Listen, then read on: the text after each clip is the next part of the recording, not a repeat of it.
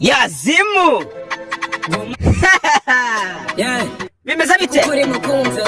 Ni nyuma ya Tiji na King Henny bakubwira ati Saka igihe wataye mu bitagira umumaro kirabaye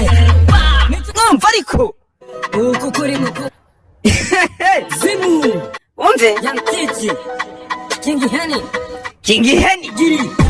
n'umuhinisi bwica bayitamo kirabaye n'inshuti wizeye birangiye sikuyeretse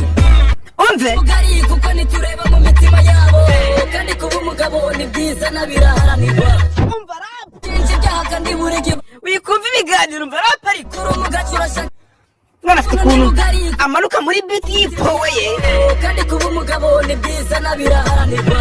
umutima gushinja ibyaha kandi burege ugatsindwa yani nyuma ya Tiji urashaka ibihembo akubwira ati Saka kudirimba Saka izo ngagara uravanga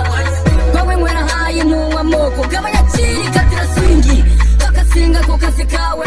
mva murara ishabibana gabanya kiri gabanya swingi angana